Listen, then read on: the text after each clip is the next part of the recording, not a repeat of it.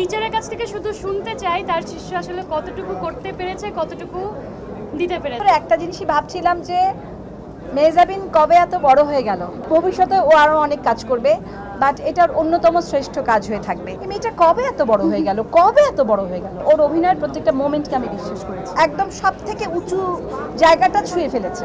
ও কোথায় যাবে প্রিয় মালতী? ওকে, কংগ্রেচুলেশনস। ওকে বলতে পারছি, তোমাকে বলতে পারি নাই।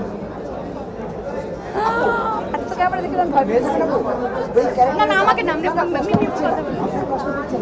মিমি আপুর যদি ইন্টারভিউ আজকে আপনি করেন, মানে বিষয়টা না না, এখানে আমি শুধু আমার টিচারের কাছ থেকে শুধু শুনতে চাই তার শিষ্য আসলে কতটুকু করতে পেরেছে, কতটুকু দিতে পেরেছে। আমি শুধু এইটুকু শুনতে চাই আজকে, আর কোনো কিছু না।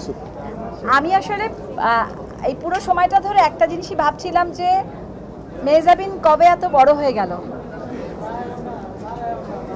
মানে কবে ও অনেক রকম, মানে মেহজাবিন হয়তো অনেক মাইল ফলক ছুঁয়ে ছুঁয়ে আজকে এসছে, কিন্তু আজকের ওর এই প্রিয় মালতী আমার মনে হয় যে ভবিষ্যতে ও আরও অনেক কাজ করবে, বাট এটার অন্যতম শ্রেষ্ঠ কাজ হয়ে থাকবে।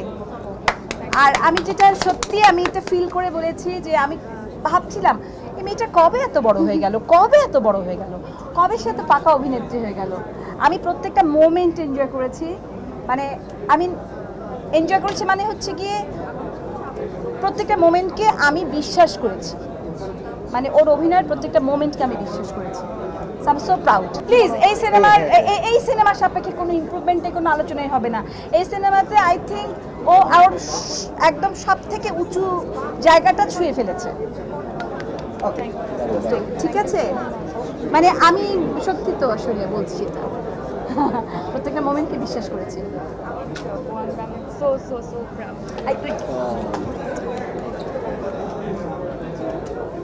অ্যান্ড ইউ, তোমার নাম কি সত্যি সত্যি সম্রাট শাহজাহান?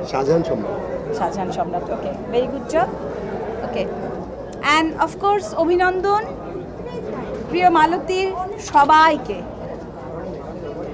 অ্যান্ড অভিনন্দন শঙ্খ, যদিও সে এখানে নাই, and all cast and crews. Thank you, bye. Thank you.